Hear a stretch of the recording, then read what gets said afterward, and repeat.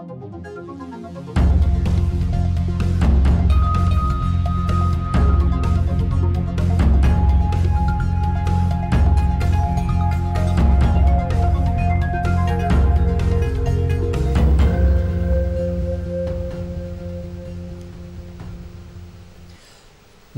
यो हो news 24 television prime time न्यूजमा स्वागत छ।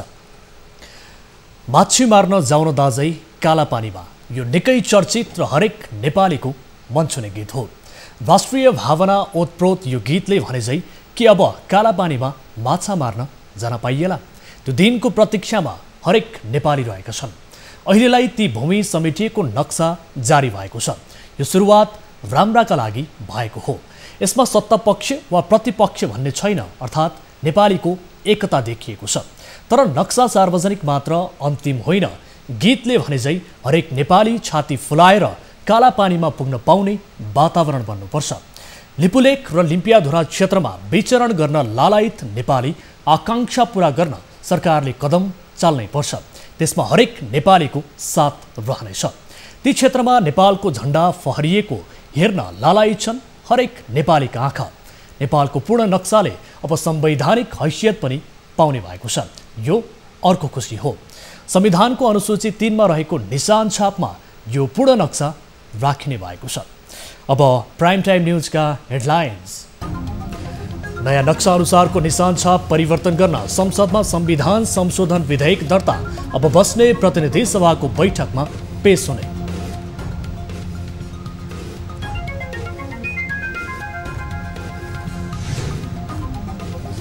भारतसँगको सीमा विवाद तत्काल अन्तर्राष्ट्रियकरण नगर्ने सरकारको निर्णय, वार्ताबाटै समस्या समाधान हुने विश्वास। नेपालको वास्तविक सीमा अनुरूप मिलाउन आवश्यक भएकोले यो संविधान संशोधन गर्नु परेको। बाँकीमा एकै दिन 21 जना डिस्चार्ज, घर फर्कदा भव्य स्वागत। निको हुने 70 पुग्दा देशभर 514 संक्रमित।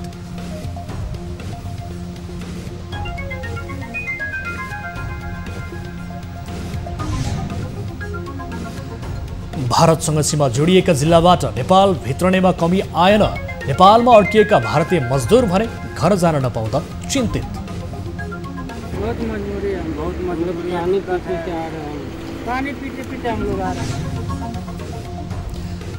र पाकिस्तानको लाहोरबाट आएको विमान कराचीमा दुर्घटना, 11 जनाको मृत्यु।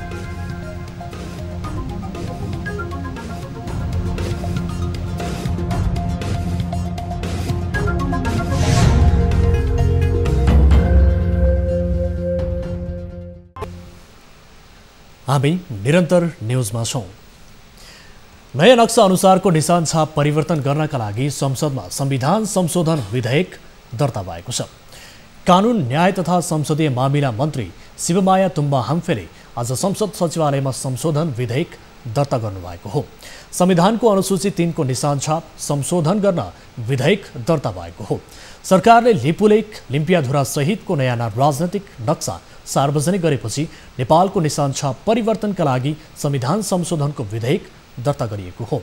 संविधानको अनुसूची 3 मा निशान छाप सम्बन्धी व्यवस्था छ। संशोधन विधेयक पारित भएपछि नेपालको निशान छापमा पनि सरकारले जारी गरेको कालापानी, लिपुलेक र लिम्पियाधुरा सहितको नक्सा हुनेछ। यता सरकारले भारतद्वारा अतिक्रमण गरेको नेपाली भूभाग सम्बन्धी विवादलाई तत्काल अन्तर्राष्ट्रियकरण नगर्ने जनाएको छ। आज मन्त्री परिषदको बैठकको निर्णय सुनाउन आयोजित पत्रकार सम्मेलनमा सरकारका प्रवक्ता एवं अर्थमन्त्री युवराज खतिवडाले कूटनीतिक माध्यमबाट नै भूमि फिर्ता लिने हुँदा अन्तर्राष्ट्रियकरण नगरिने बताउनुभयो। यस्तै बैठकले पनि सीमा विवादलाई अहिले नै अन्तर्राष्ट्रियकरण आवश्यक नरहेको निष्कर्ष निकालेको उहाँको भनाइ थियो। नेपाली नक्सामा समेटिएको क्षेत्र फिर्ता ल्याउन नेपालसँग यथेष्ट प्रमाण रहेको भन्दै खतिवडाले मन्त्री परिषदले देशको निशान छाप परिवर्तन गर्न संविधान संशोधन गर्ने निर्णय गरेको बताउनुभयो।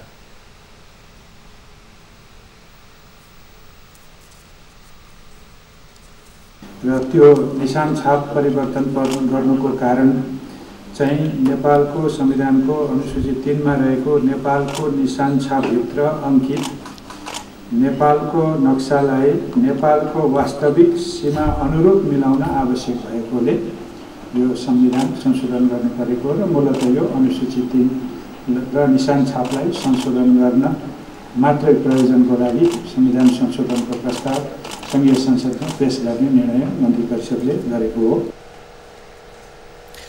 त्यस्तै बैठकले केही अध्यादेश खारेज गरी नेपाल ऐनको पहिलोको व्यवस्था जगाउने अध्यादेश 2077 लाई प्रतिस्थापन गर्न बनेको विधेयक संघीय संसदमा पेश गर्न स्वीकृति दिने निर्णय गरेको छ। नेपालमा कोरोना संक्रमितको संख्या 514 पुगेको छ। स्वास्थ्य तथा जनसङ्ख्या मन्त्रालयले शुक्रबार दिउँसो थप 27 जनामा कोरोना संक्रमण पुष्टि भएको जनाएको हो। मन्त्रालयले नियमित मिडिया ब्रिफिङमा प्रवक्ता डाक्टर विकास देवकोटाले संक्रमित हुनेमा कैलाली जिल्लाका 3 जना, डडेलधुराका 1 जना, बैतडीका 1 जना, बाँकेका 14 जना र मोरङका 1 जनामा कोरोना भाइरसको संक्रमण देखिएको हो। आज बिहान थप 30 जनामा संक्रमण पुष्टि भएको थियो। डडेलधुरा र बैतडीमा पहिलो पटक संक्रमण देखिएको हो। यो सँगै उपचारपछि घर फर्कनेको संख्या 70 पुगेको छ। यस्तै मन्त्रालयका अनुसार आजसम्म नेपालमा आरबिटी विधिबाट 82,116 नमुना परीक्षण भएका छन्। पीसीआर विधिबाट भने हालसम्म 42,488 परीक्षणहरू गरिएका छन्।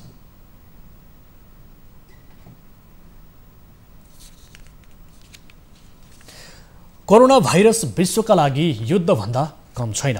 52 लाख संक्रमित हुँदा झण्डै 3 लाख निको भएर घर फर्किएका छन् भने त्यति नै संख्यामा मानिसले ज्यान गुमाएका छन्। नेपालमा पनि कोरोनाबाट संक्रमित हुनेको संख्या 514 पुगिरहँदा निको हुनेको संख्या पनि निरन्तर बढिरहेको छ। आज मात्रै बाँकेमा 21 जना निको भएर घर फर्कदा यो संख्या 70 पुगेको छ। युद्धलाई जितेर घर फर्किएका 21 जनालाई बाँकेमा भव्य स्वागत गरियो। एक रिपोर्ट।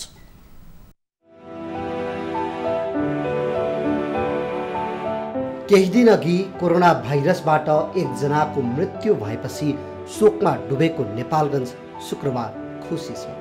उपचार नपाउँदा क्वारेन्टिनमा नै ज्यान गुमाउँदा त्रास थपेको बाँकेको वडा नम्बर 7 र 9 का 21 जना शुक्रबार एकैपटक निको हुँदा खुसीको सीमा थिएन। खुसी किन पनि नहोस्, युद्ध जिते जस्तै छ अहिले कोरोना भाइरसलाई जित्नु। आत्मविश्वास र रोगसँग लड्ने क्षमता भएमा कोरोना भाइरसलाई परास्त गर्न सकिन्छ, यो निश्चित छ। त्यसैले त शुक्रबार खजुरा स्थित सुशील कोइराला प्रखर क्यान्सर अस्पतालदेखि देखिएको यो खुसी चोक चोक र गल्ली गल्लीमा थियो। यी बालबच्चा पनि खेल्ने कुद्ने उमेरमा भाइरससँग पौठे जोरी गरिरहेका थिए, तर त्यसबाट उल्किएर उनीहरू अस्पतालको गेटबाट लामो सास फेरिरहे।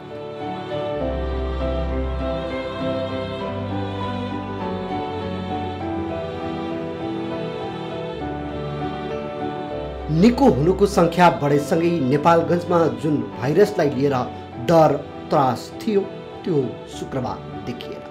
महिलाहरू प्रफुल्ल देखिन्थे। संक्रमणपछि सिल गरिएका स्थानमा निको भएर फर्किएकालाई स्वागत गर्न रङ्गीचङ्गी स्वागतद्वार निर्माण गरिएका थिए।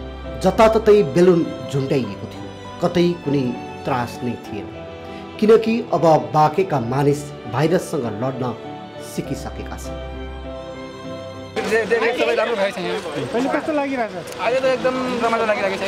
हामीले चाहिँ रुम पनि एकदम सफै छ। हामीले केही त्यस्तो टेन्सन छैन। हामी डाक्टर साहबहरूले अथवा प्रशासनहरूले चाहिँ हामीले चाहिँ धेरै धेरै धन्यवाद दिन्छौँ। हाम्रो लागि चाहिँ उहाँहरूले चाहिँ धेरै गर्नुभयो। हामीले सुविधा एकदम राम्रो दिनुभएको छ। आइसोलेसनबाट घर आउनेहरूको स्वागतमा बाटोभरि फुल बिछ्याइएको थियो। टोलबासी सडकका दुवै छेउमा लस्करै उभिएका थिए, जसका हातमा फुलका गुच्छा देखिन्थे। उच्च मनोबल र आत्मविश्वास अनि सकारात्मक सन्देश लिएर फर्किनेको भव्य स्वागतमा बाँके शुक्रबार दिनभर उच्च स्वास्थ्य सतर्कता अपनाएर झुमिरहेको थियो। चिकित्सक पनि बाँकेका अन्य संक्रमित छिट्टै ठिक हुने विश्वासमा छन्। राम्रो वातावरणमा उपचार गरेर हामी आज यो 21 दिनमा चाहिँ उहाँहरूलाई यसरी 21 जनालाई आज 14-15 दिनको अवधिमा उहाँहरूलाई डिस्चार्ज गर्न चाहिँ सफल भएको छ। बाँकेमा अझै 93 जना शहीद गरी मुलुकभर 437 जना उपचार छन्। उनीहरू पनि पक्कै यसरी नै खुसी हुँदै अस्पतालबाट कोरोना विरुद्धको युद्ध जितेर अवश्य फर्कनेछ। प्रदेश 1 सरकारले बजेट अधिवेशनमा सहभागी हुने 93 सांसद र 100 बढी कर्मचारीको स्वाब सङ्कलन गरेको छ। जेठ 14 गतेदेखि बजेट अधिवेशन सुरु हुने भएकाले त्यसलाई लक्षित गर्दै प्रदेश सरकारले अधिवेशनमा सहभागी हुने सबैको स्वाब सङ्कलन गरेको हो भने संसदीय रिपोर्टिङमा खटिने 20 जना पत्रकारको पनि स्वाब सङ्कलन गरिएको छ। म यति बेला प्रदेश नम्बर 1 को राजधानी विराटनगरमा रहेको प्रदेश सभा सचिवालय अगाडि छु, जहाँ प्रदेश सांसदहरूको स्वाब कलेक्सन गरिराखेको छ। प्रदेश नम्बर 1 मा रहेका सम्पूर्ण सांसदहरूको कर्मचारी, जुन यहाँभित्र छिर्ने कर्मचारीहरूको र सचिवालयमा चाहिँ सुरक्षाकर्मीको रूपमा रहेका सुरक्षाकर्मीहरूको स्वाब कलेक्सन गरिँदैछ।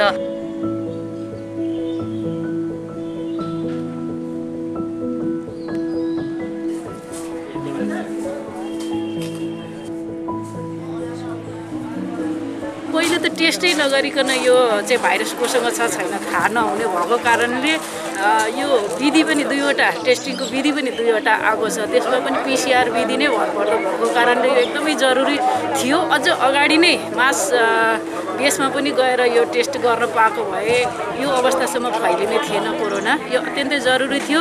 हामीहरूको सदन छुट्टी भएको पनि धेरै दिन भइसक्यो। अनि अब कोही जिल्लातिर आफ्नो जिल्लातिर बसिएको थियो होइन।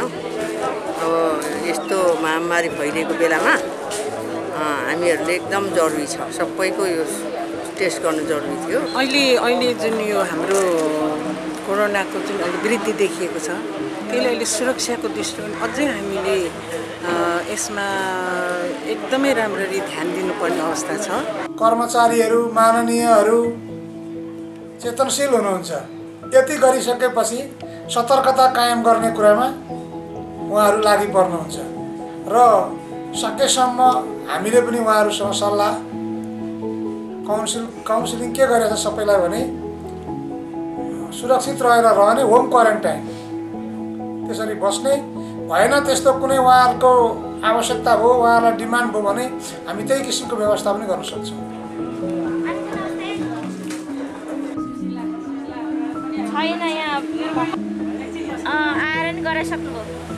प्रदेश सभामा प्रवेश गर्ने प्रदेश सांसदहरू, कर्मचारीहरू, सुरक्षाकर्मीहरू र सञ्चारकर्मीहरूको स्वाब कलेक्सन गरेर र त्यसको रिपोर्ट आएपछि मात्र भित्र छिर्न दिइने भनेर प्रदेश सचिवालयले जानकारी गराएको छ।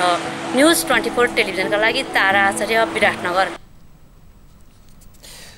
धनुषाको जटही सिमानाकाबाट दैनिक सयौंको संख्यामा नेपाल प्रवेश गर्नेको भिड लाग्ने गरेको छ। भारतमा रोजगारका लागि गएका धनुषा, महोत्तरी र सिराहाका स्थानीय यही नाका प्रयोग गरेर फर्कने भएकाले भिड लाग्ने गरेको छ। उनीहरूलाई सामान्य चेक जाँच गरेर मात्र घर पठाउने गरिएको छ, जसका कारण संक्रमणको उच्च जोखिम बढेको छ। यति बेला हामी नेपाल भारतको सीमावर्ती क्षेत्र धनुषा जिल्लाको दक्षिणी भाग नगडाई नगरपालिकाको जठी भन्ने बोर्डर छेउमै छौं।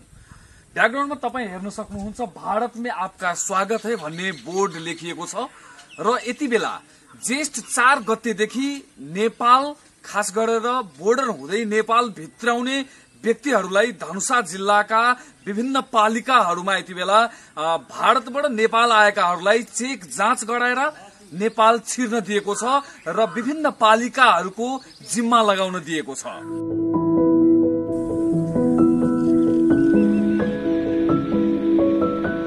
हामी आएपछि सुरसनको क्वारेन्टाइनमा बस्यौं। अब त्यहाँबाट हामीले सरहरूलाई सम्पर्क गर्यौं भन्छ तपाईहरुको यो जठी नाकामा जानु अनि तपाईहरुलाई भित्र आउँछ। और सिवान जब 2-3 दिन गेला भेल त यहाँ मतलब कोरोना के वजह से बंद भ गेल।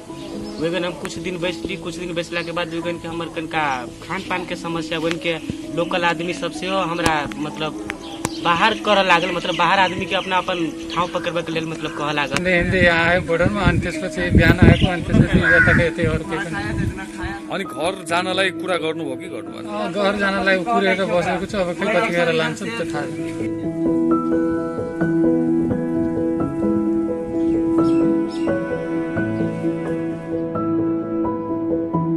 विभिन्न जिल्लाहरू धनुषा, महोत्तरी र सिराहाका व्यक्तिहरू यति बेला भारतबाट नेपाल फर्किँदैछन् तर सम्बन्धित पालिकाहरूले समयमै ध्यान नदिँदा धनुषाको जठी नाकामा आएर ती व्यक्तिहरू अझ पनि समस्या भोग्न बाध्य भइरहेका छन्।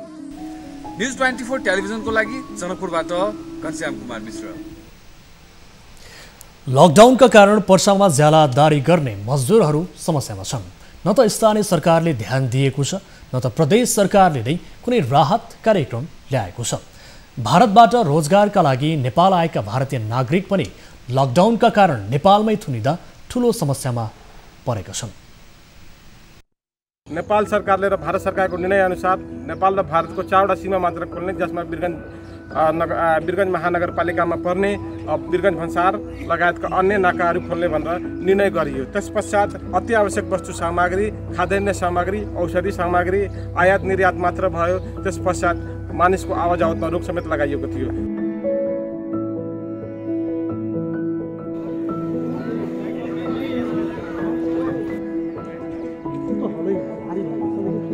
टाइम में तो 15 दिन छोड़ तो सकते हैं ना, इस पे भी हम लोग राजी हैं। बहुत मजबूरी है, बहुत मजबूरी है। पानी पीते आ रहे हैं, पानी पीते पीते हम लोग आ रहे हैं। अभी हम लोग कनेक्ट नहीं, हम लोग को कॉन्टेक्ट नहीं हुआ। मैं इधर का पुलिस से तो बात किए होंगे ना। चेक होगा और चेक होने के बाद जो ऐसा रहेगा तो रखा जाएगा, नहीं रखा होगा आपको इंडिया पुलिस का हवाले कर देंगे। और दैनिक अभी जो लॉकडाउन के कारण से जो दैनिक काम बंद हो चुका था, आप अपना घर खर्चा, अपना खर्चा कैसे चला रहे थे? तो खर्चा कंपनी थोड़ा खाने के लिए बस दे रहा था। अभी तो बॉर्डर बंद है ना, तो बॉर्डर बंद होने के कारण से आप नहीं जा पाएंगे, तो आप कैसे जा रहे हैं? कैसे ये आप कितना दिन चल के आए हैं बॉर्डर पार? 2 दिन से हम लोग भटक के गए थे उधर चल के, तो कल है निकले साइड से भटक के समय लग गया।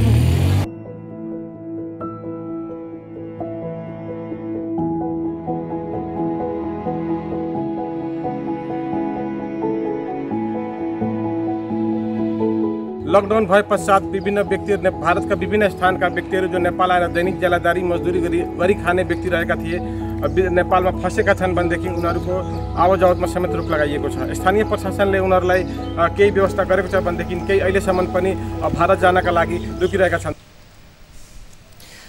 न्युजहरू अझै बाँकी छन्, अब समय हो हात धुने ब्रेकको।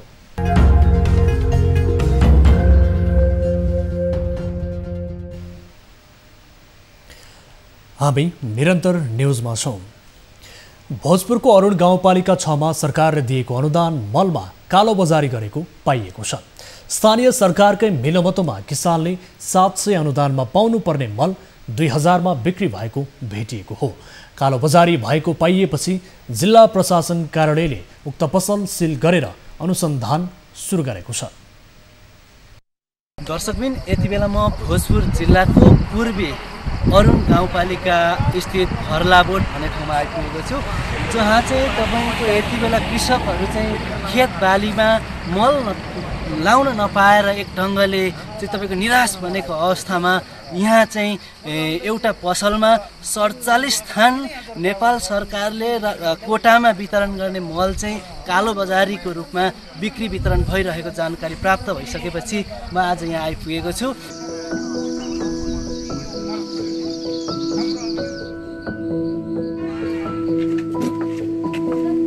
नेपाल सरकारले अनुदानमा कृषकहरूलाई वितरण गर्ने मल चाहिँ यसरी कालोबजारी भइरहेको छ। यहाँनिर बिक्री वितरण भइरहेको छ, जहाँ चाहिँ अहिले यो प्रहरीले पनि यसलाई सिल गरेर राखेको छ। जबसम्म अनुसन्धानको विषय अन्तिम चरणमा पुग्दैन, यसलाई चाहिँ अनुसन्धानको अन्तिम उत्कर्षमा पुगिसके पश्चात मात्र यसलाई के गर्ने भन्ने बारेमा सोचिने स्थानीय निकाय प्लस प्रशासनले हामीलाई जानकारी दिएको छ। डबल तिरवल त कहिले पो सुहाउँछ र सुहाउने हामी पनि सुहाउन सक्दैनौँ, तर मिलाएर दिने मान्छेलाई यसो 10 पैसा बढी त जाओस् नि भन्ने लक्ष्य छु। किनभने मकै फुलेर गइसक्यो, अब वर्ष दिन खाने भए 2 महिना काम गरेर 12 महिना खानुपर्ने कमाइ छ हाम्रो।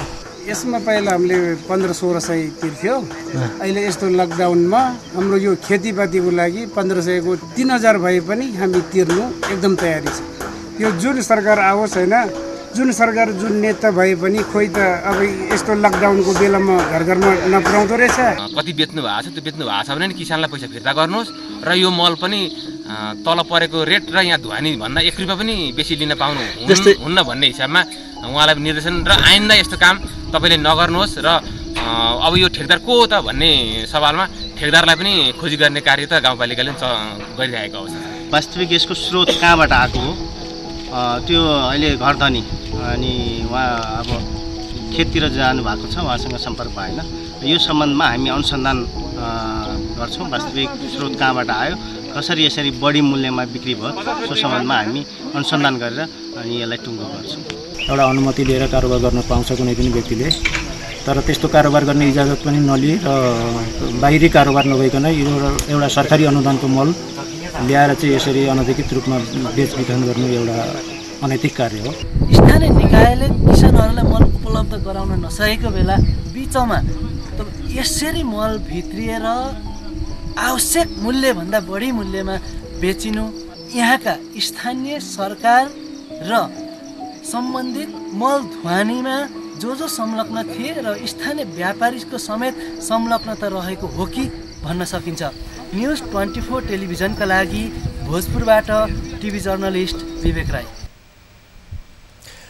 लकडाउनका कारण बर्दियाका किसानले विभिन्न समस्या भोग्दै आएका छन्। खेत रोप्ने बेलासम्म धानको बिउ नपाएपछि किसान चिन्तित छन्। धान खेतीबाटै जीविका चलाएका उनीहरूलाई यस वर्ष धानको बिउ र मल नपाउँदा खेती किसानी गर्न नै धौधौ परेको छ। एक रिपोर्ट। बर्दिया जिल्लाको करिब 50,000 हेक्टर भूमिमा धान उत्पादन हुँदै आइरहेको छ। बर्दिया जिल्लाभरि 8वटा पालिका रहेका छन् र 8वटा पालिकामा 50 हेक्टर 1000 जमिनमा करिब 2 लाख मेट्रिक टन वार्षिक धान उत्पादन हुँदै आइरहेको छ। उत्पादन भएको धानको 60% धान बर्दियामा खपत हुन्छ भने बाँकी रहेको 40% धान नेपालका बुटवल, काठमाडौँ, चितवन, पोखरा लगायतका ठुला सहरहरूमा जाने गरेको छ। विभिन्न प्रयोजनका लागि ठुला सहरहरूमा जाने धान नै यति बेला उत्पादन हुने हो कि नै भनेर कृषक चिन्तित भएका छन्।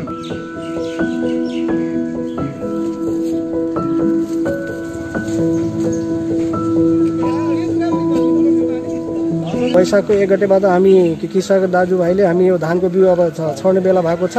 आजभोलि हामी धानको बिउ अब बजारमा खोज्न जान पनि धेरै अप्ठ्यारो भएको छ। बजारमा अब जाँदाखेरि एग्रोभेटले भन्छ बिउ हामी पाएको छैन, कहाँबाट ल्याउने हो। अब यसको लागि सरकारले चाहिँ व्यवस्था गरिदिनुपर्छ, किनभने हामी यदि धानको समयमा बिउहरू छर्न पाएन भने हाम्रो उत्पादन धेरै घट्छ र हाम्रो रोजीरोटी र हामी केही मात्रामा हाम्रो किसानको अब रोजी नै भनेको यो धान खेती हो। अहिले चाहिँ जुन धानको उत्पादनको अवस्था गत वर्षको तुलनामा अहिलेको यो विषम परिस्थिति कोभिड-19ले गर्दाखेरि चाहिँ धानको उत्पादन चाहिँ यसरी घट्ने अवस्था चाहिँ देखिएको छ। किनभने सहज तरिकाले बिउ र मल, जब बिउ र मल नै किसानले सहज तरिकाले पाउँदैन, त्यो नपाउनु भनेको उत्पादनमा ह्रास आउनु चाहिँ अवस्था हो। किसानहरूलाई जुन खालको एउटा मल बिउहरूको जुन खालको एउटा अभाव थोरै देखिएको छ, यसले भोलिको चाहिँ उत्पादनमा अत्यन्तै ठुलो ह्रास आउन सक्छ।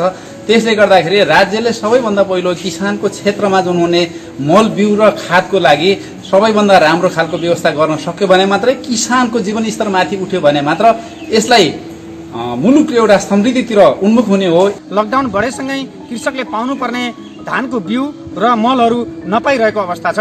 त्यसले गर्दा भोलिको उत्पादन त घट्छ नै, तर ती कृषक जसले धान खेती गरेर आफ्नो जीविकोपार्जन गर्दै आएका छन् ती कृषकको अवस्था पनि दयनीय हुने देखिन्छ।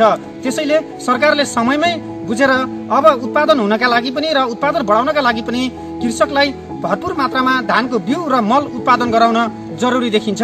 न्युज 24 टेलिभिजनका लागि टिभी जर्नलिस्ट ज्योतिपन्थी, बर्दिया। यता सल्यानका किसानले उत्पादन गरेको तरकारी बजारसम्म पुग्न नसक्दा कुहिन थालेको छ। लकडाउनले गर्दा ग्रामीण भेग जाने सवारी साधन बन्द भएपछि तरकारी बारीमै कुहिन थालेको हो। यता स्थानीय सरकारले स्थानीय उत्पादनभन्दा बाहिरी जिल्लाबाट तरकारी आयात गर्न थालेपछि स्थानीय किसान मर्कामा परेका छन्।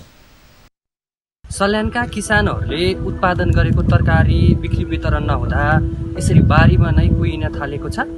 विशेष गरी लकडाउन भएसँगै बाहिरबाट आयातित हुने तरकारीहरूलाई पूर्ण रूपमा रोक नलगाउँदाखेरि र यी तरकारीहरू बजारीकरण नगर्दाखेरि यसरी बारीमै थन्किन थालिएको हो।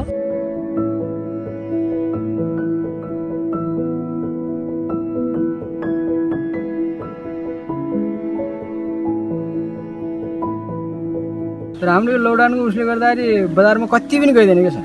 हजुर अहिले कति पनि जाँदैन। अब यो हुनसक्छ 1-2 कोही आउनुहुन्छ, त्यो अब 2 किलो 3 किलो 4-5 किलो लगेर हाम्रो त उठ्दैन सर। हजुर अब भनौँ न तपाईँको हाम्रो सम्पूर्ण जग्गा अब सबैको आफूसँग पनि छैन। अब जस्तै मसँग छैन, मेरो जग्गा यो रुममा छ, अर्काको जग्गा लगाएर भाडामा बसेको मलाई धेरै समस्या परिरहेको। जस्तै भनौँ न अब यो 1-2 किलो बेचेर जस्तो अहिले पनि सामान बिग्रिनुमा त म गाडीमा लगेर जान लाग्छु, बिक्री हुन्छ हुन्न म नालामा फालेर आउँछु। मान्छेको आउने जाने ओहोरदोहोर होटलहरू व्यवसायहरू कम भएको हुनाले काँक्रा भने लुज भएको छ, टमाटर भने अहिले 80 रुपियाँ किलो थोकमा गइरहेछ। खास त्यति अहिले समस्या छैन। पछिको लागि त यसैमा पनि आउन पनि सक्छ, अब त्यो त थाहा भएन। हल्का ग्राहक त आउँछ, आए पनि हामीलाई खासै त्यसको उसले 2-4 किलो बेचेर प्राप्त त छैन, हाम्रो मूल्याङ्कनै हुँदैन। जति पहिलो पोहोर साल परार सालकोमा आउँथ्यो त्यस्तो चाहिँ छैन। लकडाउनले गर्दाखेरि ग्राहक पनि आउँदैन र तपाईँको घरमा त्यही गाउँमा 2-4 किलो पै आउँछ होला। बाहिरबाट आउने चिज र यहाँको मूल्य भनौँ यहाँको तरकारीमा फरक भएर बिक्री त भइरहेको थियो, तर अहिले चाहिँ बिक्री नै नहुने समस्या आइसक्यो होइन। लकडाउनले गर्दाखेरि अब काँक्राहरू गइरहेको छैनन्, मुलाहरू गइरहेको छैनन्, भोलिको दिनमा टमाटर खुर्सानीहरू हाम्रो जस्तो लगानी अनुसार चाहिँ बिक्री हुँदैन, हाम्रो बिक्री भइरहेको छैन। अबको 10 दिन पछाडि हाम्रो सल्यान जिल्लाको टमाटर हाम्रो सल्यान जिल्लामा तपाईँको 2 रुपियाँकै फसे पनि नखाने स्थिति आइहाल्छ।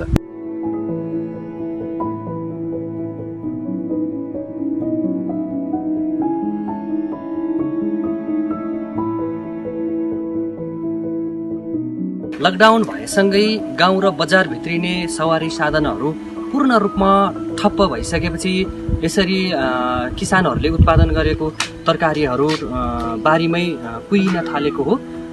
विशेष गरी बाहिर जिल्लाबाट आयातित हुने तरकारीहरूलाई स्थानीय स्तरबाट पूर्ण रूपमा बन्द गरेर र यहाँ गाउँघरमा उत्पादन भएको तरकारीहरूलाई बजारसम्म नलग्नुमा पनि स्थानीय तहहरू चाहिँ चुकेको हुन् कि भनेर चाहिँ हेर्न सकिन्छ। न्युज 24 को लागि आशिष केसी, सल्यान। मकवानपुरका सडकमा क्षमताभन्दा बढी नदीजन्य पदार्थ तथा ढुङ्गा गिट्टी बोकेका ट्रिपरहरू निर्बाध रूपमा सडकमा गुडिरहेका छन्। जिल्ला समन्वय समितिको निर्णयअनुसार नदीजन्य पदार्थको उत्खनन गर्न स्वीकृति दिएसँगै हेटौडाका खोला नालामा उत्खनन बढ्दै गएको छ। एक रिपोर्ट। हेटौडा उपमहानगरपालिका क्षेत्रभित्र गुडिरहेका टिप्परहरूले आफ्नो भारवहन क्षमताभन्दा बढी भार बोकेर गुडिरहेका छन्, जसबाट सडक जीर्ण बन्दै गएको छ भने दुर्घटनाको जोखिम बढे पनि सम्बन्धित निकाय बेखबर बनेका छन्। आफूहरूले बोकेको भार बढिरहेको स्वयं टिप्पर चालकहरू नै स्वीकार गर्छन् भने कतिपय चालकले आफैले बोकेको तौलका बारेमा कुरा लुकाउँछन्। कतिले रन भएको छ? 470। अन्दाजी कति टन होला? टन त अब त्यति अब थाहा हुँदैन। सडकमा सवारी नियमन गर्न बसेको जिल्ला ट्राफिक प्रहरी कार्यालयकै अघिल्लोतिरबाट दैनिक 100 ट्रक टिप्पर गुडिरहेको भए पनि ट्राफिक प्रहरी कार्यालयले त्यसतर्फ ध्यान दिएको छैन। जिल्ला ट्राफिक प्रहरी कार्यालयले जो मुख्य भारवहन क्षमता अनुसारका सवारीहरू गुडेका छन् या छैनन् भन्ने हेर्ने निकाय हो, तर जिल्ला ट्राफिक प्रहरी कार्यालयकै अगाडिबाट यी नदीजन्य सामान बोकेर निर्बाध रूपमा टिप्परहरू गुडिरहेका छन्। त्यति मात्र होइन, टिप्परहरू सडकमै ढुङ्गा गिट्टी खसाल्दै हिँड्दा दुर्घटनाको जोखिम समेत उत्तिकै बढेको छ। जिल्ला ट्राफिक प्रहरी कार्यालयका प्रमुख प्रहरी निरीक्षक हरिविष्णु ढकालले क्षमताभन्दा बढी लोड बोक्ने सवारीलाई जरिमाना गर्दै आएको बताउँदै आएका छन्। प्रहरी निरीक्षक ढकालका अनुसार लकडाउन भएपछि लकडाउन उल्लङ्घन गर्नेलाई कारवाही गर्न जनशक्ति परिचालन गरिसकेको समेत बताएका छन्। मापदण्डभन्दा अलिकति तलमाथि थोरै भयो भने त्यसमा कतिपय कुराहरूमा चाहिँ सबै कुरो हेर्न नसके पनि, तर हामी बढी नै जसले गर्दाखेरि सार्वजनिक रोडमा असर पुग्छ अथवा चाहिँ उसको मापदण्ड के हो, नियमअनुसार चाहिँ उसको क्षमता कति बोक्नुपर्ने हो, त्योभन्दा बढी आएकोलाई त हामी कारबाहीको दायरामा ल्याइहाल्छौँ। सरकारले भारवहन निर्देशिका अनुसार सवारीको एक्सल र मालवाहक सवारीको टायर सङ्ख्याको आधारमा भार क्षमता निर्धारण गरेको छ। क्षमताभन्दा बढी भार बोक्नाले सवारीको ब्रेक नलाग्दा दुर्घटनाको सङ्ख्या बढिरहेको स्वयं ट्राफिक प्रहरीहरू नै स्वीकार्ने गरेको छ। मकवानपुरबाट टिभी जर्नलिस्ट देवराज पन्तको रिपोर्ट। सामान्य अवस्थामा पर्यटकको भिडभाड हुने इलाम अहिले सुनसान छ। कोरोना भाइरसको संक्रमण फैलिन नदिन सरकारले लकडाउन गरेपछि त्यसको असर इलाममा पनि परेको हो। एक रिपोर्ट। कोरोना भाइरसको प्रभावले इलामको पर्यटकीय व्यवसाय धराशयी बन्दै गएको छ। संक्रमण रोक्नका लागि सरकारले चैत 11 गतेबाट सुरु गरेको लकडाउन लम्बिँदै जाँदा इलामको होटल व्यवसाय सुक्दै गएको छ। पर्यटकीय क्षेत्रमा काम गर्ने सयौं कामदारहरूको रोजगारी गुमेको छ। अर्कोतर्फ लाखौं रकम खर्चेर होटल सञ्चालन गरेका सञ्चालकलाई समेत घरभाडा तिर्न धौधौ भएको छ। यो लकडाउन हटाएर लकडाउनको सट्टा चाहिँ अरू विकल्प अपनाइनु पर्यो र राहत दिनेको सट्टा चाहिँ यो पेसा तथा व्यवसायमा सामान्यीकरण गरिनु पर्यो। पूर्व जसरी चलेको थियो त्यस अवस्थासम्म पुर्याउनको लागि सरकारले कुन अङ्गबाट कुन कोणबाट अथवा चाहिँ हदैसम्म प्रयत्न गर्नु पर्यो। इलामको श्री अन्तु, कन्याम, इलाम बजार, राके बजार, सन्दकपुर, माई पोखरी लगायतका स्थानमा सञ्चालन होटल प्रभावित छन्। पर्यटन वर्ष 2020 सुरु हुँदा लाखौं रकम खर्च गरेर होटल व्यवस्थापन गरे पनि कोरोनाका कारण करोडौंको क्षति भएको छ।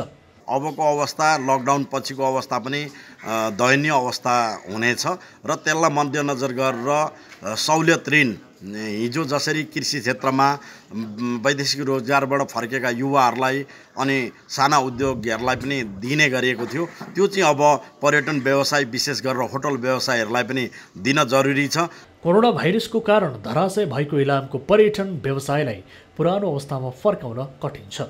त्यसैले स्थानीय प्रदेश सरकारदेखि केन्द्र सरकारले इलामको पर्यटन व्यवसायमा ध्यान दिन आवश्यक छ। इलामबाट टिभी जर्नलिस्ट विनय तिमल सिन्हाको रिपोर्ट। नेपाल चिकित्सक संघलाई प्रारम्भ सामाजिक संस्था र आनी छोइङ डोल्मा फाउन्डेसनले 500 थान N95 मास्क उपलब्ध गराएको छ। आज ललितपुर महानगरपालिकाको समन्वयमा नगर प्रमुख चिरी बाबु महर्जन, उपप्रमुख गीता सत्याल र प्रशासकीय अधिकृत प्रेम भट्टराईको रहोबरमा चिकित्सक संघका अध्यक्ष डाक्टर लोचन कार्कीलाई 500 थान मास्क हस्तान्तरण गरिएको हो। फाउन्डेसनकी अध्यक्ष समेत रहेकी गायिका आनी छोइङ डोल्मा, सिङ्गापुर रेड क्रसकी नेपाल प्रतिनिधि कल्पना छेत्री र प्रारम्भका प्रोजेक्ट डाइरेक्टर बद्रीराज तिमल सिन्हाले उक्त सामग्री हस्तान्तरण गर्नुभएको हो। लकडाउनको पहिलो हप्तादेखि नै विभिन्न अस्पताल, स्थानीय तह, नेपाली सेना, नेपाल प्रहरी एवं सञ्चार प्रतिष्ठान लगायतको निकायसँगको समन्वयमा क्रियाशील प्रारम्भ सामाजिक संस्था र आनी छोइङ डोल्मा फाउन्डेसनले सहयोग गर्दै आएको छ।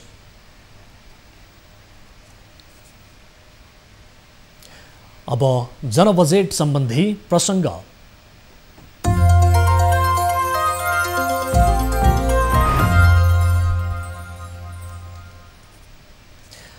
आगामी आर्थिक वर्ष 2077-78 का लागि बजेट सार्वजनिक हुन 6 दिन बाँकी छ।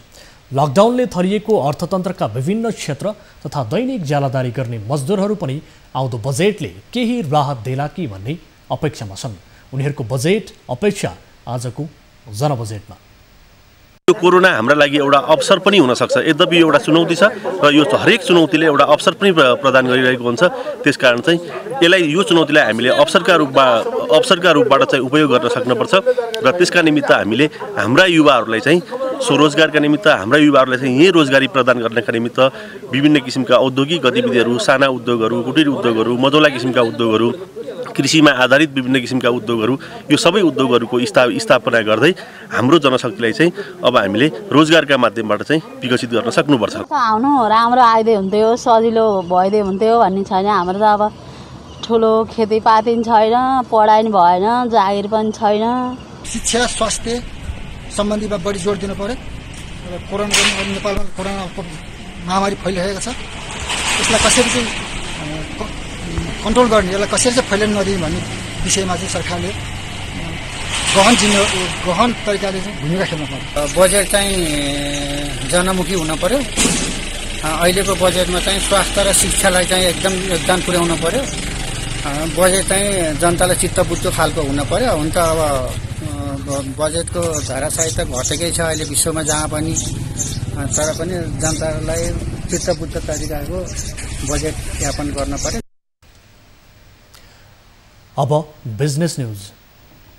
24 बिजनेस का साथ में मेरो देश मेरो Jagadamba cement, marvel FlowGuard CPVC pipe and fittings. सकारात्मक सोचौं, सुरक्षित रहौं। दिस होम रिकनेक्ट गरौं र फेरि खुसी जोडौं।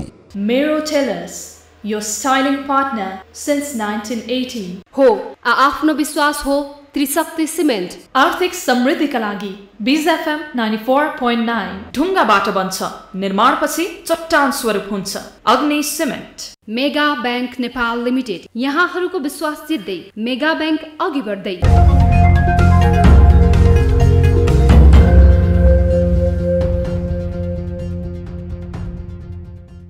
लकडाउनबाट सानो लगानीमा सञ्चालित लघु, घरेलु तथा मझौला उद्योगहरू बढी प्रभावित भएका छन्। साना उद्यमी व्यवसायहरू बैंक तथा वित्तीय संस्थाहरूबाट लिएको कर्जा तिर्न नसक्ने अवस्थामा पुगेका छन्। नेपालमा 4,88,000 लघु, घरेलु तथा साना उद्योगहरू रहेका छन्। घरेलु तथा साना उद्योग महासङ्घका अनुसार ती उद्योगहरूमा 26 लाखभन्दा बढी प्रत्यक्ष रोजगारीमा रहेका छन्। लामो लकडाउनका कारण श्रमिक मजदुर प्रभावित हुँदा उद्योगहरू बन्द छन्। आगामी आर्थिक वर्षको बजेटमा साना, घरेलु तथा मझौला उद्योगहरूका लागि विशेष कार्यक्रम ल्याउन महासङ्घले अर्थ मन्त्रालयलाई सुझाव दिएको छ। साना उद्योगहरूलाई प्रवर्धन गर्ने खालका नीति ल्याउन महासङ्घले सरकारलाई आग्रह गर्दै बैंक तथा वित्तीय संस्थाको कर्जाको छुटको प्याकेज ल्याउन माग गरेको छ। यो लकडाउनको कारण सबै उद्योग व्यापार व्यवसायहरू ठप्प हुँदाखेरि ठुलो नोक्सानी बेहोर्नु परेको छ र यो अवस्थामा हामी सबै उद्योग बन्द गरेर बसिरहनु पर्दा अहिले हामीलाई वास्तवमा घरेलु साना उद्योगहरूले चाहिँ कर्मचारीलाई दिनुपर्ने न्यूनतम पारिश्रमिक, त्यस पछाडि घरबाट तिर्ने कुरा, त्यसै गरी अब लकडाउन खुलिसकेपछि हामीले अब कसरी चाहिँ उद्योग सञ्चालन गर्ने त्यसलाई हामीले पुनर्कर्जाको लागि चाहिँ सरकारलाई आग्रह गरेका छौँ। कृषि क्षेत्रलाई लघु तथा साना उद्योगहरूसँग समन्वय गरेर काम गर्न सकिने वातावरण मिलाउन समेत घरेलु तथा साना उद्योग महासङ्घले माग गरेको छ। कृषि र पशुपन्छीलाई जस्तै घरेलु त साना उद्योगलाई पनि सहुलियत कर्जा चाहिँ उपलब्ध गराइदिन हामीले आग्रह गरेका छौँ।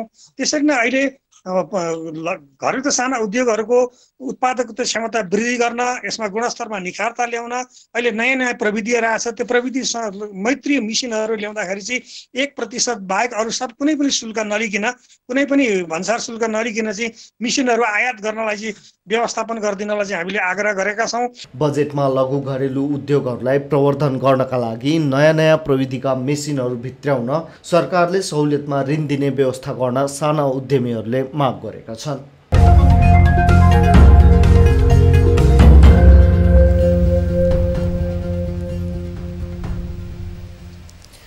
न्युजहरू अझै बाँकी छन्, अब समय हो हात धुने ब्रेकको।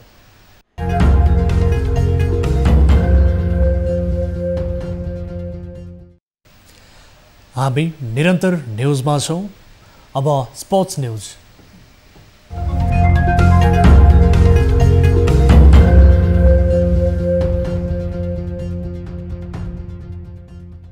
नेपाली फुटबलको सर्वोच्च निकाय अखिल नेपाल फुटबल सङ्घ एन्फाले गत वर्ष सम्पन्न शहीद स्मारक डिभिजन लिगको प्राविधिक प्रतिवेदन सार्वजनिक गरेको छ।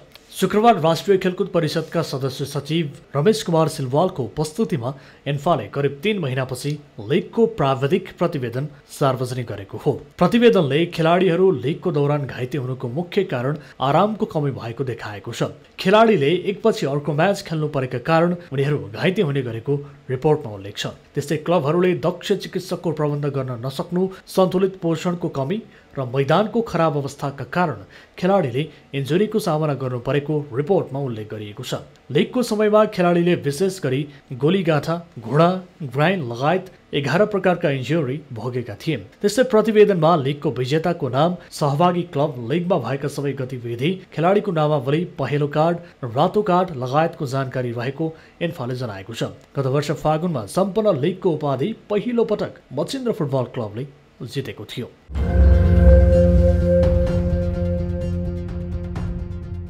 कोरोना भाइरसको महामारीका कारण सन् 2021 सारिएको टोकियो ओलम्पिक निर्धारित मितिमा हुने नहुनेमा न्यूनता बढेको छ। अन्तर्राष्ट्रिय ओलम्पिक कमिटीका अध्यक्ष थोमस वाकले 2021मा टोकियो ओलम्पिक गर्न नसके स्थगित गर्नुको विकल्प नहुने बताएका छन्। टोकियो ओलम्पिक आयोजनाका लागि 2021 अन्तिम विकल्प भएको र यसलाई बारम्बार स्थगित गर्न नसकिने समेत उनको धारणा छ। तर अर्को वर्षसम्म विश्वभर फैलिएको कोरोना भाइरसको महामारी नियन्त्रणमा नआए टोकियो ओलम्पिक रद्द गर्नुपर्ने विषयमा अन्तर्राष्ट्रिय ओलम्पिक कमिटी र जापान बीच सहमति भइसकेको छ। तर अध्यक्ष वाकले हरेक वर्ष सम्पूर्ण विश्वको खेल क्यालेन्डर परिवर्तन गर्न नसकिने समेत बताएका छन्। साथै सधैँ खेलाडीहरूलाई अनिश्चितताको स्थितिमा राख्न नसकिने समेत उनको भनाइ छ।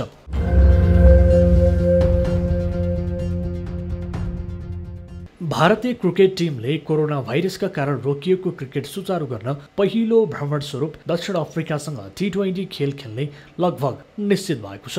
यी दुई देशले अगस्तमा दक्षिण अफ्रिकामा T20 श्रृङ्खला खेल्ने सहमति भएको बुझिएको छ। दक्षिण अफ्रिका क्रिकेट बोर्डको आग्रहमा भारतीय क्रिकेट बोर्ड BCCI-सँग भ्रमणको बारेमा छलफल भइरहेको थियो। कोरोनाका कारण ठप्प भएको क्रिकेट गतिविधि सुचारू गर्न दुई देश बीचको क्रिकेट आवश्यक रहेको बताउँदै दक्षिण अफ्रिका क्रिकेट बोर्डले BCCI-लाई T20 खेलका लागि निम्तो दिएको हो।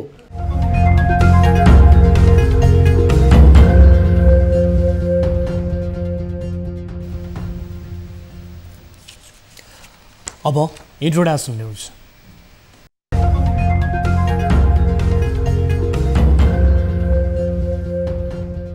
विश्वभर कोरोना संक्रमितको संख्या 52,26,000 पुगेको छ। पछिल्लो तथ्याङ्क अनुसार अमेरिकामा सर्वाधिक 16,21,000 बढीमा संक्रमण पुष्टि भएको छ। त्यस्तै रुसमा 3,26,000, ब्राजिलमा 3,12,000, बेलायतमा 2,50,000, स्पेनमा 2,80,000, इटालीमा 2,28,000 बढीमा संक्रमण पुष्टि भएको छ। छिमेकी मुलुक भारतमा 1,19,574 जनामा संक्रमण पुष्टि भएको छ। सर्वाधिक संक्रमण देखिएका देशको सूचीमा भारत 11औं स्थानमा छ। विश्वभर 3,35,000 बढीको संक्रमणपछि मृत्यु भएको छ। मृत्यु हुनेको संख्या पनि अमेरिकामा नै सर्वाधिक छ। त्यहाँ 96,000 बढीको मृत्यु भइसकेको छ। त्यस्तै बेलायतमा 36,000 बढी, इटालीमा 32,000 बढी, फ्रान्समा 28,000 भन्दा बढीको मृत्यु भएको छ। त्यसैगरी भारतमा मृत्यु हुनेको संख्या 3,600 पुगेको छ। विश्वभर 21 लाख संक्रमित अहिले संक्रमण मुक्त भइसकेका छन्। संक्रमण मुक्त हुनेको संख्या पनि अमेरिकामा सर्वाधिक छ। पाकिस्तानको कराचीमा एउटा यात्रुवाहक विमान दुर्घटनामा परेको अधिकारीहरूले बताएका छन्। पाकिस्तान इन्टरनेसनल एयरलाइन्सको उक्त विमान लाहोरबाट आएको र कराची विमानस्थल नजिकै दुर्घटनामा परेको BBC उर्दूले जनाएको छ। पाकिस्तानी सञ्चार माध्यमका अनुसार राष्ट्रिय ध्वजवाहक PIA को विमान अवतरण गर्ने क्रममा दुर्घटनामा परेको थियो। दुर्घटनामा कम्तीमा 11 जनाको मृत्यु भएको प्रान्तीय स्वास्थ्य मन्त्रीले जनाएका छन्। हताहती हुनेको संख्या भने यकिन हुन सकेको छैन। A320 मोडेलको सो विमानमा 90 जना यात्रु रहेको PIA का प्रवक्ता अब्दुल सत्तारले बताएका छन्। सो विमान दुर्घटनामा परेपछि धुवाँको मुस्लो देखिएको भिडियो पाकिस्तान टिभीले प्रसारण गरेका छन्। दुर्घटनास्थल मानव बस्ती नजिकै भएको बताइएको छ। पाकिस्तानी नागरिक उड्डयन निकायले दुर्घटनाको पुष्टि गरे पनि जनधनको क्षतिको बारेमा बताएको छैन। पाकिस्तानमा कोरोना भाइरस महामारीका कारण अवरुद्ध आन्तरिक वायु सेवा 2 महिनापछि हालै सञ्चालनमा आएको थियो। अमेरिकाले हतियार नियन्त्रण सम्बन्धी महत्त्वपूर्ण मानिएको खुल्ला आकाश सन्धिबाट बाहिरिने घोषणा गरेको छ। अमेरिकी राष्ट्रपति डोनाल्ड ट्रम्पले ओपन स्काइज ट्रिटी अर्थात् खुल्ला आकाश सन्धिबाट बाहिरिने घोषणा गरेका हुन्। यो सन्धि सन् 2002 को जनवरीदेखि कार्यान्वयनमा थियो। गोपनीयता वृद्धि तथा कुनै पनि खालका आक्रमण विरुद्ध आश्वासन बढाउने उद्देश्यसहित यो सन्धि गरिएको थियो। यसलाई विश्वका रुस, क्यानाडा, बेलायत सहित 35 देशले अनुमोदन गरेका थिए। अमेरिका बाहिरिने भएपछि यो सन्धिको भविष्यमाथि नै चिन्ता गरिएको छ। रुसको विदेश मन्त्रालयले भने आफ्नो तर्फबाट सन्धि उल्लङ्घन नभएको र अमेरिका यसबाट बाहिरिनु अति खेदजनक रहेको बताएको छ।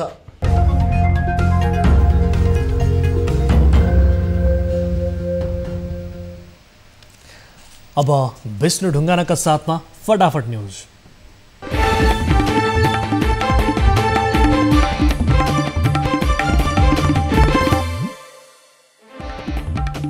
मन्त्री परिषदको निर्णयअनुसार संसदमा संविधान संशोधन विधेयक दर्ता। लिम्पियाधुरा, कालापानी र रिपुले क्षेत्रलाई समेटेर निशान छाप संशोधनका लागि संविधान संशोधन गर्ने निर्णय।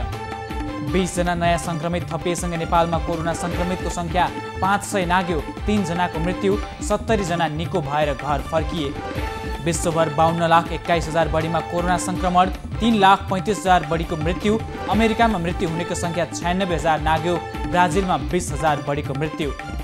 पछिल्लो 24 घण्टामा विश्वभर कोरोना भाइरसका कारण 1,06,000 भन्दा बढी संक्रमित थपिएपछि यो महामारीबाट चाँडै छुटकारा नमिल्ने विश्व स्वास्थ्य संगठनको भनाई। विश्वभर एकै दिन 1 लाख संक्रमित थपिए। कर्णाली प्रदेशका मुख्यमन्त्री, प्रदेशसभा सभामुख, उपसभामुख, सांसद, पत्रकार समेत 165 जनाको कोरोना परीक्षणको रिपोर्ट नेगेटिभ। कोरोना भाइरस संक्रमणको पहिचान, रोकथाम, नियन्त्रण तथा उपचार कार्यमा संलग्न जनशक्तिलाई जोखिम भत्ता उपलब्ध गराउने सरकारको निर्णय। चिकित्सक, नर्स सहित करिब 1 दर्जन सेवा क्षेत्रमा कार्यरत कर्मचारी तथा जनशक्तिले कोरोना जोखिम भत्ता प्राप्त गर्ने। गोदावरी नगरपालिकामा कालीमाटी, बानेश्वर र बल्खुबाट आउने तरकारी र फलफुल खरिद तथा बिक्रीमा प्रतिबन्ध। उपचारका क्रममा मृत्यु भएका गुल्मी मदानेका कोरोना संक्रमितको शव 31 घण्टापछि नेपाली सेनाको टोलीले उठायो। बुटौलको जङ्गलमा गाडियो शव। लकडाउनको समयमा शुल्क नउठाउन विद्यालय सञ्चालकहरूको सङ्गठनको निर्देशन। प्याप्सन र एनप्याप्सन दुवै सङ्गठनबाट यस्तो निर्देशन। भेटेनरी सेवालाई पनि अत्यावश्यक सूचीमा राख्न सर्वोच्च अदालतको आदेश। कोरोना संक्रमणबाट मृत्यु भएकी सिन्धुपाल्चोककी महिलाको नवजात शिशुसहित आफन्त धुलीखेल अस्पतालबाट डिस्चार्ज। पीसीआर विधिबाट कोरोना परीक्षण गर्दा रिपोर्ट नेगेटिभ आएपछि डिस्चार्ज गरिएको अस्पतालद्वारा जानकारी। जिल्ला प्रहरी कार्यालय बैतडीको थुनुवा कक्षमा रहेका शिवनाथ गाउँपालिका 1 का 22 वर्षीय युवकमा कोरोना संक्रमण। जिल्ला प्रहरी कार्यालय बैतडी सील। विदेशबाट फर्किएका नागरिकलाई राख्न आवश्यक क्वारेन्टाइन व्यवस्थापनका लागि होटल तथा रिसोर्ट प्रयोगमा ल्याउने शहरी विकास मन्त्रालयको तयारी। काठमाडौँ उपत्यकामा 518 शैया र देशभर करिब 65,000 क्वारेन्टाइन तयारी अवस्थामा रहेको जानकारी। बाँकेका 21 जना कोरोना संक्रमित निको भएर घर फर्किए। 24 घण्टामा 2 पटक पीसीआर परीक्षण गर्दा रिपोर्ट नेगेटिभ आएपछि डिस्चार्ज गरेको अस्पतालको भनाई। भारतबाट पछिल्लो 4 दिनमा 4,000 नेपाली नेपाल प्रवेश, जसमध्ये 950 जनाको मात्रै कोरोना परीक्षण, बाँकीलाई परीक्षण नै नगरी घर पठाइयो। जुम्लाको कर्णाली स्वास्थ्य विज्ञान प्रतिष्ठानद्वारा अस्पतालमा भिडभाड कम गर्न टेलिफोनबाटै बहिरङ्ग विशेषज्ञ सेवा सुरु। कोरोना भाइरसको संक्रमण बढ्दै गएकोले उपचार सहज बनाउन टेलिफोन विशेषज्ञ सेवा सुरु गरिएको जानकारी। बिहिबार 290 जनामा गरिएको आरडीटी परीक्षणका क्रममा 12 जनामा कोरोना पोजिटिभ देखिएपछि शङ्खरापुर नगरपालिका सील। अर्को सूचना जारी नभएसम्म नगर क्षेत्र भित्रिने र बाहिरिने सबै नाका पूर्ण रूपमा बन्द। कपिलवस्तुमा 2 जना पत्रकारमा कोरोना संक्रमण पुष्टि। 1 जना कपिलवस्तु नगरपालिका वडा नम्बर 3 तौलिहाउका 29 वर्षका र अर्का बाणगङ्गा नगरपालिका वडा नम्बर 8 का 24 वर्षका पुरुष रहेको जानकारी। दार्चुलाको छाङ्रुमा बोर्डर आउटपोस्ट बीओपी निर्माणका लागि सशस्त्र प्रहरी बलले गर्यो प्रक्रिया सुरु। भवन निर्माणका लागि 11 करोड रुपियाँ विनियोजन। भवन निर्माणपछि 160 जनाको फौज रहने। लकडाउनको समयमा पनि बिजुलीको तार बिछ्याउने काम धमाधम चल्दै। चावैल र बुढानीलकण्ठ क्षेत्रमा तार बिछ्याउने काम चल्दै। राजपुर बम काण्डका अफ्ताफ आलमका भाइ महताब आलमलाई पक्राउ गर्न बिहिबार राति 12 बजे आलमको घरमा प्रहरीको छापा। परिवारजन र स्थानीयको अवरोधपछि प्रहरीद्वारा हवाई फायर। हतियार नियन्त्रण सम्बन्धी महत्त्वपूर्ण मानिएको खुला आकाश सन्धिबाट बाहिरिने अमेरिकी राष्ट्रपति ट्रम्पको घोषणा। सन्धिको भविष्यमाथि सङ्कट। सन् 2021 मा हुने टोकियो ओलम्पिक निर्धारित मितिमा हुने नहुनेमा अन्यल। ओलम्पिक कमिटीका अध्यक्ष थोमस वाक भन्छन् कोरोना नियन्त्रणमा नआए स्थगित गर्नुको विकल्प छैन।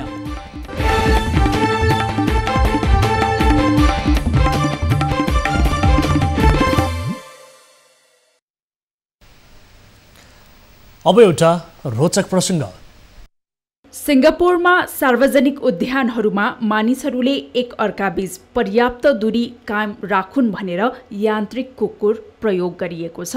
अमेरिका स्थित एउटा कम्पनीले बनाएको उक्त रोबोट कुकुरमा मानिसहरूको गतिविधि निगरानी राख्न क्यामेरा जडान गरिएको छ। स्पट नाम गरेका यी रोबोट कुकुर अहिले परीक्षणका लागि पार्कमा राखिएको छ। यसमा क्यामेरा र सेन्सर पनि जडान गरिएको छ, जसले कतिजना पार्कमा आए भन्ने समेत थाहा पाउन सकिन्छ।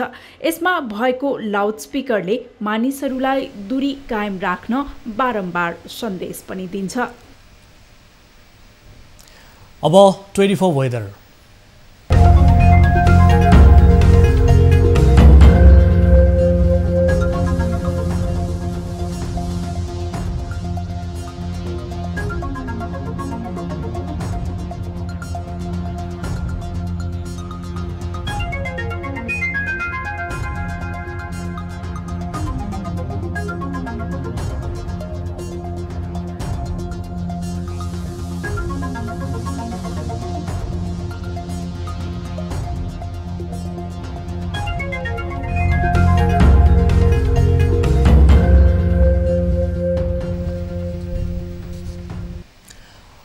अब प्राइम टाइम न्यूज सक्नु अघि हेडलाइन्स पुनः एकपटक।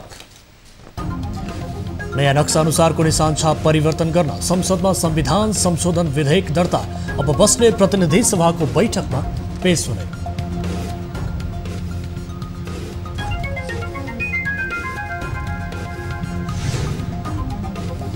भारतसँगको सीमा विवाद तत्काल अन्तर्राष्ट्रियकरण नगर्ने सरकारको निर्णय, वार्ताबाटै समस्या समाधान हुने विश्वास। नेपालको वास्तविक सीमा अनुरूप मिलाउन आवश्यक भएकोले यो संविधान संशोधन गर्नु परेको।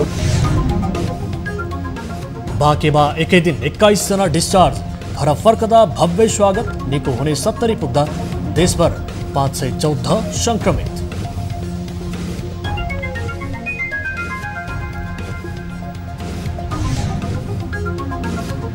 भारतसँग सीमा जोडिएका जिल्लाबाट नेपाल भित्रनेमा कमी आएन। नेपालमा अड्किएका भारतीय मजदुर भने घर जान नपाउँदा चिन्तित। बहुत मजबूरी है, बहुत मजबूरी, पानी पीते आ रहे हैं, पानी पीते हम लोग आ रहे हैं।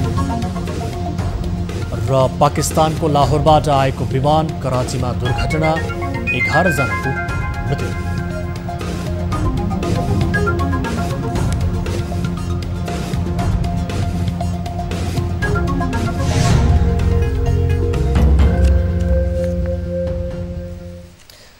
प्राइम टाइम न्यूज अहिलेलाई यति नै। ज्यादा जाँदै ताली र गालीका लागि हाम्रो प्रश्न। नेपालले आफ्नो नक्सा जारी गरेपछि केही भारतीय सञ्चार माध्यमले गरेको टिप्पणीलाई तपाईँ के भन्नुहुन्छ? ठिकै हो भन्नेले तालीमा र गैर जिम्मेवार हो हल्ला भन्नेले गालीमा हाम्रो पात्रको एप मार्फत भोट गर्न सक्नुहुनेछ। थप न्युजका लागि हाम्रो वेबसाइट www.news24nepal.com हेर्नुहोला। साथै हामीलाई फेसबुक, ट्विटर र युट्युबमा पनि फलो गर्न सक्नुहुनेछ। यस्तै मोबाइल, भाइबर र इमेलबाट न्युज 24 को हेल्प डेस्कमा कुनै समस्या र गुनासो छ भने टिपाउन सक्नुहुनेछ। हामी निरन्तर न्युजमा छौँ। नमस्ते।